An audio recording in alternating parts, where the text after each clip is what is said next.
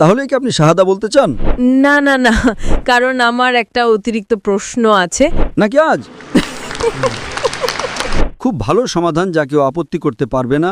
কিন্তু আমি খুব কৌতূহলী। সেই প্রশ্নগুলো করেন যে আপনাকে শাহাদা বলতে উৎসাহিত করবে। আপনার পালানোর কোনো সুযোগ নেই এখন।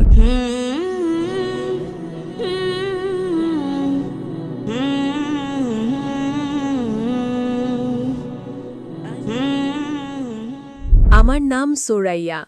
আমি নেদারল্যান্ডস থেকে এসেছি। এখন আন্তর্জাতিক আইন ও মানবাধিকার নিয়ে কাজ করি।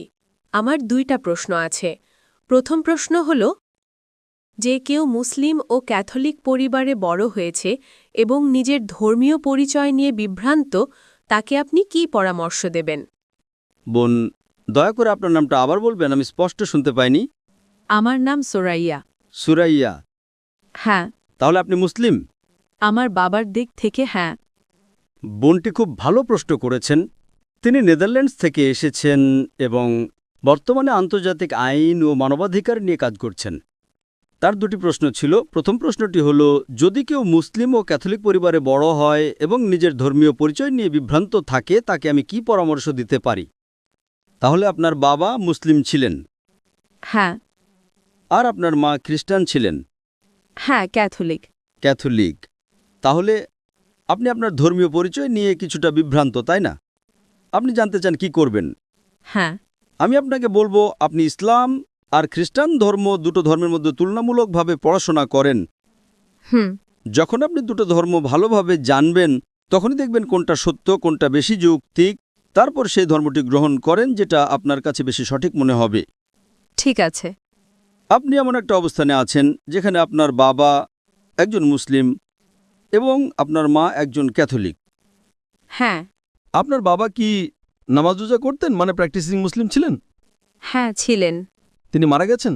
না না, এখন বেঁচে আছেন। তাহলে তিনি আগে প্র্যাকটিস করতেন, এখন আর তেমন করেন না। ঠিক তাই। আর আপনার মা এখনো প্র্যাকটিসিং ক্যাথলিক? হ্যাঁ। মাশাআল্লাহ। তাহলে বুঝতে পারছি যে আপনি হয়তো আপনার মায়ের কাছ থেকে খ্রিস্টান ধর্ম বেশি শিখেছেন, তাই না? না, উল্টোটা। আমি জীবনের বেশিরভাগ সময় বাবার সঙ্গে ছিলাম। তিনি আমাকে ইসলাম সম্পর্কে অনেক কিছু শিখিয়েছেন। মাশাআল্লাহ, খুব ভালো। তাহলে আপনি ইসলামও জানেন, খ্রিস্টান ধর্মও কিছুটা জানেন। আপনি কি কখনো 2 ধর্মের মধ্যে তুলনা করেছেন? হ্যাঁ, করেছি। তাহলে কোনটা আপনার কাছে বেশি ভালো লেগেছে? আমার বাবারটা। মাশাআল্লাহ, আপনার বাবার ধর্ম আপনার ভালো লেগেছে। বোন, একটা বিষয় খুব স্পষ্ট, যদি আপনি মুসলিম হন, তাহলে আপনাকে যীশুখ্রিস্ট আলাইহিসসালাম সম্পর্কে একটুও খারাপ কথা বলতে হবে না। আগেও বলেছি, ইসলামই একমাত্র অখ্রিস্টান ধর্ম যা যীশুখ্রিস্টে বিশ্বাস করাকে বিশ্বাসের একটি মৌলিক স্তম্ভ বলে গণ্য করে। বোন, আমি আরও জানতে চাই যে আপনি নিজেকে মুসলিম মনে করেন, খ্রিস্টান মনে করেন, নাকি 2 ধর্মের মিশ্র ভাবেন? আমি আমার পারিবারিক পটভূমি ব্যাখ্যা করেছি, কারণ আমি মনে করি যদি আমি কোনো এক ধর্মে নিশ্চিত হই তাহলে আমি ব্যর্থ হব। ওহ, আপনি মনে করেন যদি কোনো এক ধর্মে নিশ্চিত হন তাহলে আপনি ব্যর্থ হবেন? ঠিক তাই। তাহলে বোন, আমার বিশ্লেষণ হলো, আপনি ইসলাম বা খ্রিস্টান ধর্ম 2টার কোনোটাকে আসলে ভালোভাবে জানেন না। ঠিক আছে। কারণ যদি আপনি সত্যিকারই যে কোনো একটাকে ভালোভাবে জানতেন, তাহলে নিশ্চয়ই একটাকে গ্রহণ করতেন। ঠিক আছে। এটা শুধু আমার বিশ্লেষণ, আমি ভুল হতে পারি, আর আমি আপনার অনুভূতিতে আঘাত দিতে চাই না। না না, ঠিক আছে। তবে আমার মতে, যদি আপনি সত্যিকারের 2টির যে কোনো একটাকে ভালোভাবে জানতেন, তাহলে সেটাতে নিশ্চিত থাকতেন। এখন আসুন আমি বিষয়টা ব্যাখ্যা করি। ইসলামই একমাত্র অখ্রিস্টান ধর্ম যেখানে যীশুখ্রিস্টে বিশ্বাস রাখা ঈমানের একটি অংশ। এখন যদি আপনি খ্রিস্টান হন আর চার্চের শিক্ষা অনুযায়ী চলেন, তাহলে আপনাকে নবী মুহাম্মদ সাল্লাল্লাহু আলাইহি ওয়াসাল্লামে বিশ্বাস করতে হবে না, তাই তো? যদি আপনি আপনার মা যা শিখিয়েছেন সেটাতে অটল থাকেন। হ্যাঁ। সঠিক? হ্যাঁ। তাহলে যদি আপনি একজন কট্টর খ্রিস্টান হন, আপনি বলবেন মুহাম্মদ সাল্লাল্লাহু আলাইহি ওয়াসাল্লামকে মানার দরকার নেই। তাহলে এতে আপনার মুসলিম বাবার কষ্ট হবে, তাই না? হ্যাঁ। আর যদি আপনি একজন অনুশীলনকারী মুসলিম হন, তাহলে আপনার মাকে কষ্ট দিতে হবে না। কারণ ইসলামও যীশুখ্রিস্টে বিশ্বাস করে। কোনো মুসলমান নয় যদি সে যীশুখ্রিস্ট আলাইসাল্লামকে বিশ্বাস না করে। আমরা বিশ্বাস করি যে তিনি ছিলেন আল্লাহর অন্যতম একজন মহান রাসূল। আমরা বিশ্বাস করি যে তিনি কোনো পুরুষ ছাড়া আল্লাহর ইচ্ছায় অলৌকিকভাবে জন্ম নিয়েছেন। অনেক আধুনিক খ্রিস্টান এটা মানে না, কিন্তু ইসলাম এটা বিশ্বাস করতে বাধ্য করে। আমরা আরও বিশ্বাস করি যে তিনি আল্লাহর অনুমতিতে মৃতদের জীবিত করেছেন, অন্ধ কুষ্ঠরোগীদের সুস্থ করেছেন। আসলে মুসলমানরা কোরআনে যীশুখ্রিস্ট আলাইসাল্লামকে খ্রিস্টানদের বাইবেলের তুলনায়ও বেশি সম্মান দেয়। আপনার মা কি যীশুখ্রিস্ট আলাইসাল্লামের নাম নেওয়ার পরে বলেন আলাইহিসসালাম? না। আমি বলি ঠিক না? ঠিক। এবং আপনার বাবাও হয়তো বলতেন, তাই না? হ্যাঁ। তাহলে বলুন, কে যীশুখ্রিস্ট আলাইসাল্লামকে বেশি সম্মান করে? ইসলাম। ঠিক বলেছেন। তাই সিদ্ধান্তটা খুব সহজ। যদি আপনি মুসলিম হন, তাহলে আপনি কি যীশুখ্রিস্ট আলাইসাল্লামের উপর বিশ্বাস রাখতে হবে। আপনি কি জানেন অনেক খ্রিস্টান আছেন যারা যীশুখ্রিস্ট আলাইসাল্লামে বিশ্বাসী করেন না? হ্যাঁ। তারা যীশুখ্রিস্ট আলাইসাল্লামকে সম্মান করে না। কিন্তু আপনি একজন মুসলমানও খুঁজে পাবেন না যে বলবে আমি যীশুখ্রিস্ট আলাইসাল্লামকে সম্মান করি না। যদি কেউ এমন বলেন, তাহলে সে মুসলমানই থাকবে না। আপনি কি এটা জানেন? হ্যাঁ। ঠিক তাই, মুসলিম যীশুখ্রিস্ট আলাইসাল্লামকে অসম্মান করতে পারে না। তার নাম নেওয়ার পর আমাদের বলতে হয় আলাইহিসসালাম। সাধারণ কেউ ভুলে না বললে হয়তো ক্ষমা পেতে পারেন, কিন্তু আমি একজন জ্ঞানের ছাত্র হিসেবে আমাকে অবশ্যই তাকে সম্মান করতে হবে। হ্যাঁ। তাহলে দেখুন, ইসলামকে সঠিকভাবে বুঝলে দেখা যায় যে ইসলাম খ্রিস্টান ধর্মের অনেক মূল শিক্ষা ধারণ করে। বেশিরভাগ খ্রিস্টান বিশ্বাস করে যীশুখ্রিস্ট আলাইসাল্লাম নিজেকে ঈশ্বর বলেছেন অথবা তিনি ঈশ্বরের পুত্র, কিন্তু মুসলমানরা এতে একমত না। এবং তুলনামূলক ধর্মতত্ত্বের ছাত্র হিসেবে আমি যে কোনো খ্রিস্টানকে চ্যালেঞ্জ করছি, বাইবেলের কোনো জায়গা থেকে আমাকে একটা স্পষ্ট উক্তি দেখান যেখানে যীশুখ্রিস্ট আলাইসাল্লাম নিজেই বলেছেন যে আমি ঈশ্বর, অথবা বলেছেন আমার পূজা করো। যদি কোনো খ্রিস্টান বাইবেল থেকে এমন একটা স্পষ্ট এবং সুস্পষ্ট বাক্য দেখাতে পারেন, তাহলে আমি ডাক্তার জাকির নায়েক এখনই খ্রিস্টান ধর্ম গ্রহণ করতে প্রস্তুত। আপনি যদি বাইবেল পড়েন, যীশুখ্রিস্ট নিজেই বলেছেন যে আমার পিতা আমার চেয়ে মহান। In Gospel of John chapter number 14 verse number 20. আবার তিনি বলেন Gospel of John chapter 10 verse number 29. আমার পিতা সবার চেয়ে শ্রেষ্ঠ। It's mentioned in the Gospel of Matthew chapter number 12 verse number 28. যীশুখ্রিস্ট বলেন আমি ঈশ্বরের আত্মা দিয়ে শয়তান তাড়াই। In the Gospel of Luke chapter number 11 verse number 20, Jesus Christ peace be upon him says, আমি ঈশ্বরের আঙুল দিয়ে শয়তান তাড়াই। it's mentioned in the Gospel of John chapter number 5 verse number 30. যীশুখ্রিস্ট স্পষ্ট বলেন আমি নিজে থেকে কিছুই করতে পারি না, যেমন শুনি তেমনি বিচার করি। আমার বিচার ন্যায়, কারণ আমি নিজের ইচ্ছা নয়, বরং যিনি আমাকে পাঠিয়েছেন তার ইচ্ছা অনুসরণ করি। যদি কেউ বলে আমি নিজের ইচ্ছা নয় বরং সর্বশক্তিমান ঈশ্বরের ইচ্ছা অনুসরণ করি, তাহলে সে একজন মুসলিম। অতএব যীশুখ্রিস্ট নিজেই বাইবেলে বলেছেন যোহন 5:30 অনুযায়ী যে তিনি এক অর্থে মুসলিম, অর্থাৎ আল্লাহর ইচ্ছার প্রতি আত্মসমর্পণকারী। It's mentioned in the Gospel of Matthew chapter number 5 verse number 7 to 20. Jesus Christ peace be upon him says, তিনি বলেন মনে করো না যে আমি আইন বা নবীদের ধ্বংস করতে এসেছি। আমি ধ্বংস করতে আসিনি, বরং পূর্ণ করতে এসেছি।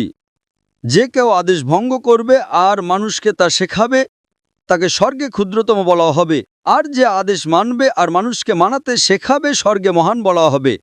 তিনি আরও বলেন যদি তোমাদের ধার্মিকতা পণ্ডিত ধর্মপ্রাণ লোকের চেয়ে বেশি না হয়, তবে তোমরা স্বর্গে প্রবেশ করতে পারবে না। এই কথাগুলো বাইবেলের কিং জেমস ভার্সনে লালক্ষরে লেখা, অর্থাৎ যীশুখ্রিস্টের নিজ মুখের কথা। it's mentioned in the Gospel of John chapter number 14 verse 24. Jesus Christ peace be upon him says, তোমরা যে কথা শুনছ তা আমার নয়, বরং যিনি আমাকে পাঠিয়েছেন আমার পিতার। it's mentioned in the Gospel of John chapter number 17 verse number 3. তুমি একমাত্র সত্য ঈশ্বর এবং যীশুখ্রিস্ট যাকে তুমি পাঠিয়েছ। It's clearly mentioned in the book of Acts chapter number 2 verse number 21.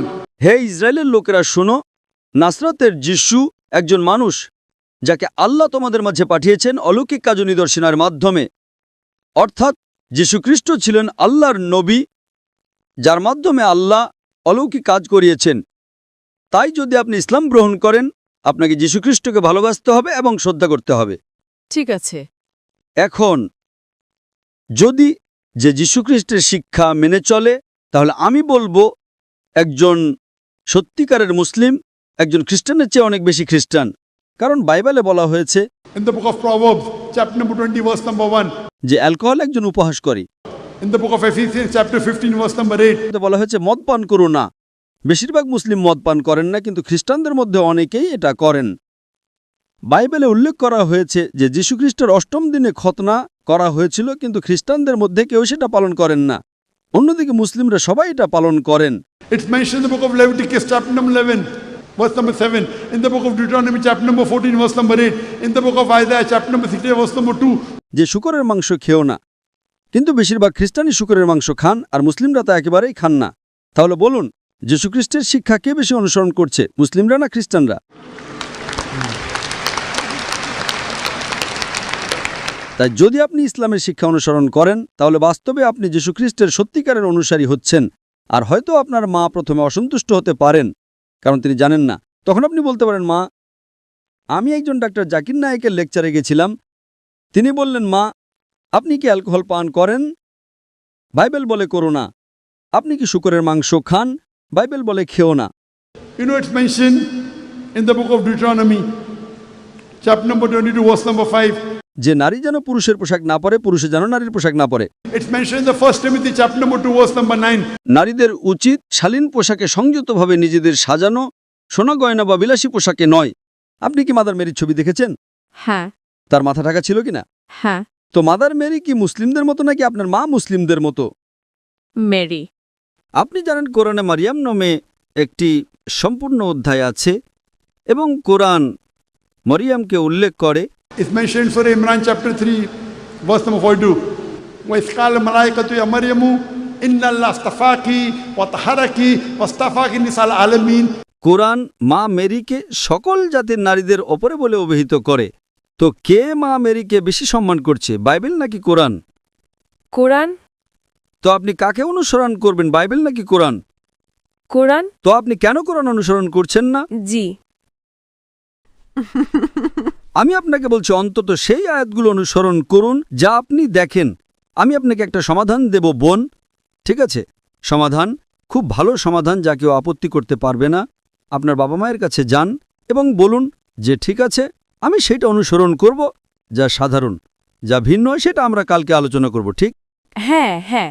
আমরা যা সাধারণ তা অনুসরণ করি। বাইবেল বলে শূকরের মাংস খেও না, কোরআন বলে শূকরের মাংস খেও না। আমরা শূকরের মাংস খাই না। বাইবেল বলে অ্যালকোহল পান করো না, কোরআন বলে অ্যালকোহল পান করো না। আমরা অ্যালকোহল পান করি না, ঠিক? সঠিক। তো অন্তত আসুন, বাইবেল বলে মাথা ঢাকতে, কোরআন বলে মাথা ঢাকতে। Bible says in the 1 Corinthians, chapter number 11, verse 5 to 6. যে নারী মাথা না ঢেকে প্রার্থনা করে সে তার মাথাকে অসম্মান করে, তার মাথা মুড়িয়ে ফেলা উচিত। কোরআনে এমন কোনো আয়াত নেই। তো বাইবেল কোরআনের চেয়ে বেশি কঠোর, যা আপনাকে আপনার মাথা ঢাকতে হবে। এমনকি কোরআনেও বলে মাথা ঢাকতে। সূরা নূর অধ্যায় 24 শ্লোক 31-এ মুমিন নারীদের বলে তাদের দৃষ্টি অবনত রাখতে এবং তাদের শালীনতা রক্ষা করতে এবং তাদের মাথা ও বক্ষকে আবৃত করতে। তো বোন, আপনি কেন অন্তত দুটি অনুসরণ করছেন না? আপনার পালানোর কোনো সুযোগ নেই এখন, ঠিক? সঠিক। আপনাকে হিজাব করতে হবে। কখন থেকে? সময় হলে। আরে বাইবেল বলছে, কোরআন বলছে, আপনি বলছেন সময় হলে, নাকি আজ? হয়তো আপনাকে একটা কিনতে হবে। আপনি কিভাবে বলছেন সময় হলে? আমি আপনাকে রেফারেন্স দিচ্ছি। আজ থেকে আপনাকে আপনার মাথা রাখতে হবে। আপনাকে অ্যালকোহল পান করতে হবে না, আপনাকে শূকরের মাংস খেতে হবে না, আপনাকে নামাজ পড়তে হবে। আমি লেকচারে বলেছিলাম, ঠিক? আমি লেকচারে বলেছিলাম যে সিজদার ক্ষেত্রে It's mentioned in the Gospel of in the book of Genesis, chapter number 17, verse number 3. যে আব্রাহাম তার মুখের উপর উপুড় হয়ে ঈশ্বরের কাছে প্রার্থনা করলেন। It's mentioned in the book of Numbers, chapter number 20, verse number 6. যে মোশি এবং হারুন তারা মুখের উপর হয়ে গেল ঈশ্বরকে উপাসনা করতে। It's mentioned in the book of Joshua, chapter number 15, verse number 4. যেহোশুয়া তার মুখের উপর উপুড় হয়ে ঈশ্বরকে উপাসনা করলেন। It's mentioned in the Gospel of Matthew, chapter number 26, verse 39. যে যীশু খ্রিস্ট তার উপর শান্তি বর্ষিত হোক গেতসেমানির বাগানে 2-3 কদম এগিয়ে গেলেন, মুখের উপর উপুড় হলেন, উপাসনা করলেন। তো যীশু খ্রিস্ট যখন সিজদায় আছেন, বাইবেলে উল্লেখ আছে এমনকি নামাজের জন্য আপনাকে সিজদা করতে হবে, ঠিক না ভুল? সঠিক। কিন্তু খ্রিস্টানরা সাধারণত সিজদা করে না। তো আপনাকে অন্তত বাইবেল এবং কোরআনে যা সাধারণ তা অনুসরণ করতে হবে, যা ভিন্ন তা আমরা কালকে আলোচনা করতে পারি। আপনাকে আপনার বাবা মা দুজনকেই সন্তুষ্ট করতে হবে প্রথমে, এবং তারপর আপনি আল্লাহকে সন্তুষ্ট করেন। প্রথমটা হলো আল্লাহকে সন্তুষ্ট করা। কিন্তু আমার সমাধান হলো অন্তত যা সাধারণ তা প্রথমে অনুসরণ করেন, যা ভিন্ন তা আমরা কালকে আলোচনা করতে পারি। যদি আপনার মা বলেন যে না না না এটা চার্চের শিক্ষা নয়, আপনাকে বাইবেল অনুসরণ করতে হবে, চার্চকে নয়। সঠিক। বাইবেল খ্রিস্টান ধর্ম অনুযায়ী ঈশ্বরের বাণী, চার্চের কথা নয়। সুতরাং আগে মিলের জায়গাগুলো মেনে চলি, পার্থক্যগুলো নিয়ে পরে কথা বলতে পারি। তো সাধারণ বিষয় হলো আপনাকে যীশুখ্রিস্টকে বিশ্বাস করতে হবে যে যীশুখ্রিস্ট তিনি নিজেকে কখনো ঈশ্বর বলেননি। আপনাকে বিশ্বাস করতে হবে না যে তিনি ঈশ্বর। তারপর আপনাকে জানতে হবে যীশুখ্রিস্ট তার উপর শান্তি বর্ষিত হোক। In the Gospel of John, chapter number 16, verse number 11 to 14, আমার তোমাদের বলার অনেক কিছু আছে, কিন্তু এখন তোমরা তা সহ্য করতে পারবে না। যখন সত্যের আত্মা আসবে তখন সে তোমাদের সব সত্যের পথে পরিচালিত করবে। তিনি হযরত মুহাম্মদ সাল্লাল্লাহু আলাইহি ওয়াসাল্লামের কথা বলছেন। যদি আপনার পড়শি সময় থাকে আমি মালাঙ্গে একটা বক্তৃতা দেব হযরত মুহাম্মদ সাল্লাল্লাহু আলাইহি ওয়াসাল্লাম এবং বিভিন্ন ধর্মগ্রন্থে। তো যদি আপনি এটা অনুসরণ করেন, আপনাকে হযরত মুহাম্মদ সাল্লাল্লাহু আলাইহি ওয়াসাল্লামকে বিশ্বাস করতে হবে। আপনার কোনো পছন্দ নেই। তবে আশা করি ইনশাআল্লাহ বোন, খুব শীঘ্রই আপনি একজন প্র্যাকটিসিং মুসলিম হবেন এবং একজন প্র্যাকটিসিং খ্রিস্টান হবেন। কারণ যদি আপনি প্র্যাকটিসিং মুসলিম হন, তাহলে যদি আপনি কোরআন এবং নবীর শিক্ষা অনুসরণ করেন, তাহলে খ্রিস্টানদের চেয়ে ভালো প্র্যাকটিসিং মুসলিম হবেন। আশা করি প্রশ্নের উত্তরটা পেয়েছেন বোন। ঠিক আছে, আপনাকে অনেক ধন্যবাদ। যেহেতু আপনি বলেছেন যে আপনি একটা মিশ্র পট্টভূমি থেকে এসেছেন এবং এখন যেহেতু আমার সংক্ষিপ্ত উত্তর শুনেছেন, আপনি কি মনে করেন যে একজন ঈশ্বর আছেন? হ্যাঁ।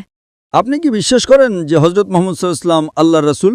হ্যাঁ। যদিও আপনি মিশ্র পট্টভূমি থেকে এসেছেন, তাহলে কি আপনি শাহাদা বলতে চান?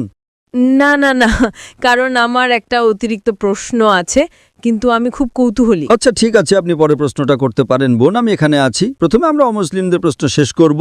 আপনি যতগুলো প্রশ্ন চান জিজ্ঞাসা করতে পারেন, যতক্ষণ না কোনো অন্য অমুসলিম না থাকে। আপনি জিজ্ঞেস করতে পারেন বোন, কোনো সমস্যা নেই। ঠিক আছে, তাহলে আমার দ্বিতীয় প্রশ্ন হলো, সেই প্রশ্নগুলো করেন যে আপনাকে শাহাদা বলতে উৎসাহিত করবে।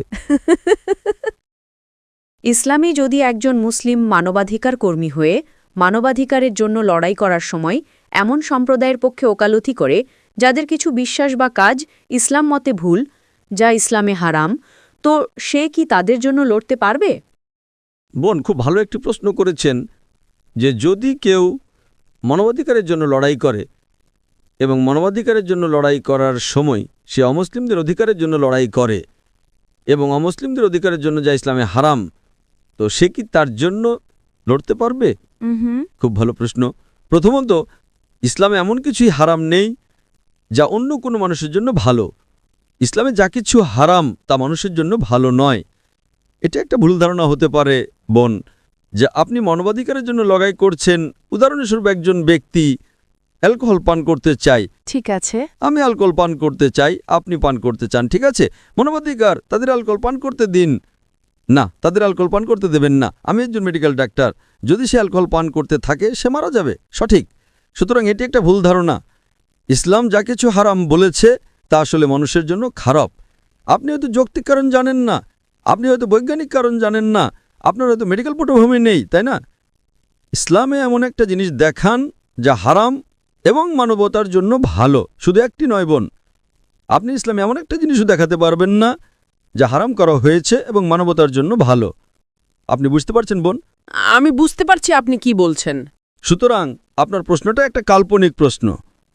হ্যাঁ, আপনি কি বলতে পারেন যে যদি একজন ব্যক্তি খ্রিস্টান হয়, সে যীশুখ্রিস্টের উপাসনা করছে, আমি কি গিয়ে তাকে সাহায্য করতে পারি? যদি সে দরিদ্র হয়, আপনি কি দান করতে পারেন? অবশ্যই আপনি পারেন। ইসলাম কখনো অমুসলিমদের সাহায্য করতে নিষেধ করে না। আপনি দান করতে পারেন, কেন নয়? আপনি তাকে সাহায্য করতে পারেন, কিন্তু ভুল জিনিসগুলো তো তাদের সমর্থন করতে পারবেন না। যদি সে খাবারের জন্য টাকা চায়, আপনি দিতে পারেন, কিন্তু আপনি তাদের মাদক কেনার জন্য টাকা দিতে পারবেন না। একজন মাদকাসক্ত আছে যে বলে ঠিক আছে আমি মাদক গ্রহণ করতে চাই, ঠিক আছে, আপনি তাকে মাদক গ্রহণ থেকে বিরত রাখার জন্য সমর্থন করেন, খুব ভালো, কিন্তু আপনি তাকে মাদক কেনার জন্য টাকা দিতে পারবেন না। আপনি বুঝতে পারছেন বোন? হ্যাঁ। সুতরাং ইসলামে আপনি মানবাধিকারের জন্য লড়াই করতে পারেন, আপনি একজন অমুসলিমকে সমর্থন করতে পারেন, এটি সম্পূর্ণ অনুমোদিত, কিন্তু এমন কিছুতে তাদের সমর্থন করবেন না যা মানবতার বিরুদ্ধে। Hope that answers the question. আপনার সময়ের জন্য ধন্যবাদ। হ্যাঁ বোন, পরবর্তী প্রশ্ন। এই তো, প্রশ্ন নাকি শাহাদা? আর কিছু না। না, আপনি বলেছিলেন যে শাহাদা গ্রহণ করার আগে আপনার কিছু প্রশ্ন ছিল, তো আমি ভেবেছিলাম হয়তো আপনি 2-3টি প্রশ্ন জিজ্ঞাসা করবেন। না না, আমি শেষ করেছি। আপনাকে অনেক ধন্যবাদ। তো আপনি কি এখন শাহাদা গ্রহণ করতে রাজি? না এখনো না? না, কেন? কারণ এটা অন্য একটা মানবাধিকারের দৃষ্টিকোণ থেকে এবং সমাজের প্রতি নৈতিক দায়িত্ব থেকে বেশি আসে। মানবাধিকার? আমি আপনাকে যে কোনো ধর্ম দেখান যেখানে ইসলামের বেশি মানবাধিকার আছে, একটা ধর্ম। এটা আমি মনে করি প্রশ্নটার মূল বিষয় ধর্মীয়ভাবে কম, কিন্তু প্রান্তিক সম্প্রদায়গুলোর ওপর। হ্যাঁ, এটা সে অর্থে একটি বিস্তৃত আলোচনা। কিন্তু আপনি কি আপনার নিজের এবং আপনার আখিরাত নিয়ে চিন্তিত নন? আপনি মানবাধিকারের জন্য লড়াই করছেন, প্রথমে আমাদের নিজেদের নিয়ে চিন্তিত হওয়া উচিত। আপনি জানেন বোন, আমি আপনাকে উদাহরণ দিচ্ছি, যখন আপনি একটি বিমানে যান এবং বায়ুচাপ কমে যায়, তখন কি বলা হয়? প্রথমে অক্সিজেন মাস্ক নিজে পরুন, আপনার ছেলের জন্য নয়, তাই না? কেন? যদি আপনি প্রথমে আপনার ছেলেকে পরান, আপনি অজ্ঞান হয়ে যেতে পারেন, দুজনে মারা যাবে, তাই না? প্রথমে অক্সিজেন মাস্ক আপনার মুখে পরুন, তাই না? হ্যাঁ। সুতরাং আপনি কি আখিরাত সম্পর্কে ভেবেছেন বোন? আপনি অন্য মানুষকে বাঁচাচ্ছেন। আপনি কি আপনার জীবন সম্পর্কে ভেবেছেন? আমি দুঃখিত, আমি খুব সরাসরি কথা বলছি বোন, আপনার যত্ন নিয়ে আমি, এই জন্যই আপনার সম্পর্কে চিন্তিত আমি, সঠিক বোন? হ্যাঁ। সুতরাং আল্লাহ বিচার দিবস আমাকে জিজ্ঞেস করবেন, এই বোনটা এসেছিল, আপনার কথা শুনেছিল, আপনি কেন তাকে রাজি করালেন না? আমি আমার যথাসাধ্য চেষ্টা করছি, সঠিক বোন? সুতরাং প্রথমে মানবাধিকারের জন্য প্রথমে আপনাকে নিজের যত্ন নিতে হবে। তা আপনি কি আখিরাত সম্পর্কে ভেবেছেন? নাকি আপনি আখিরাতে বিশ্বাস করেন নাকি করেন না? আপনি মৃত্যুর পরে জীবনে বিশ্বাস করেন নাকি করেন না? খ্রিস্টানরা বিশ্বাস করে এবং মুসলিমরা বিশ্বাস করে, উভয় বিশ্বাস করে, তাই না? সুতরাং আপনি কি ভেবেছেন যে পরের বছর আপনার কি হবে? আমি ভেবেছি, কিন্তু সেটা সত্যি ভালো উত্তর নয়। যে যদি আপনি মৃত্যুর পরের জীবনে বিশ্বাস করেন, তাহলে কি আপনি বিশ্বাস করেন যে স্বর্গ এবং নরক আছে? সে অর্থে থাকতে পারে। তাহলে আপনি কি স্বর্গে না নরকে যেতে চান? যৌক্তিক উত্তর হবে স্বর্গ। সঠিক, খুব যৌক্তিক, এবং আমি বিশ্বাস করি আপনি যৌক্তিক বোন। তো এখন আমার প্রশ্ন হলো, যদি স্বর্গে যেতে চান, তাহলে স্বর্গে যাওয়ার জন্য আপনি কি করেছেন? স্বর্গে যাওয়ার মানদণ্ড কি? এখন যখন আপনি কোনো পরীক্ষায় উপস্থিত হন, প্রথমে কি করেন? কি পাঠ্যপুস্তক আছে তা পড়েন। পাশ করার মানদণ্ড কি? তো আপনি কি বাইবেলের উপর ভিত্তি করে মানদণ্ড পড়েছেন নাকি কোরআনের উপর ভিত্তি করে? উভয়ভাবেই। সাধারণ জিনিসগুলো নিন। সেটা কি? প্রথমত ঈশ্বরে বিশ্বাস করা যে একজন ঈশ্বর আছেন, তাই না? হ্যাঁ। প্রথমত রাসূলকে বিশ্বাস করা, আল্লাহর শেষ এবং চূড়ান্ত রাসূল, তাই না? বাইবেল বলে শেষ রাসূল হলেন হযরত মুহাম্মদ সাল্লাল্লাহু আলাইহি ওয়াসাল্লাম, কোরআন বলে শেষ রাসূল হলেন হযরত মুহাম্মদ সাল্লাল্লাহু আলাইহি ওয়াসাল্লাম। তাহলে কি আপনাকে তাদের শেষ রাসূল হিসেবে গ্রহণ করতে বাধা দিচ্ছে? আমি মনে করি বিষয়টা আমরা যতটা বলেছি তার চেয়ে বড় আলোচনা হওয়া দরকার। ঠিক আছে, অন্তত আপনাকে চিন্তার খোরাক দিলাম। অন্তত বিচার দিবসে আপনি বলতে পারবেন যে ওকে, আমি একজন কৌতুকদীপক চেহারার ব্যক্তির সাথে দেখা করেছিলাম। আপনি জানেন, টুপি আর টাই পরা, এবং তিনি আমাকে এই জিনিসগুলো বলেছিলেন, আর তোমাকে তাদের উত্তর দিতে হবে। কারণ যদি যৌতুকভাবে এত গোষ্ঠী সাক্ষী থাকে, আমি আপনাকে রাজি করানোর চেষ্টা করেছি, আমি আপনাকে অনেক চিন্তার খোরাক দিয়েছি, তাই না? আর সত্য গ্রহণ করতে আপনি কতক্ষণ সময় নেবেন সেটা আপনার উপর নির্ভর। কয়েক ঘন্টা, কয়েকদিন, কয়েক মাস, কয়েক বছর, সেটা আপনার উপর বোন।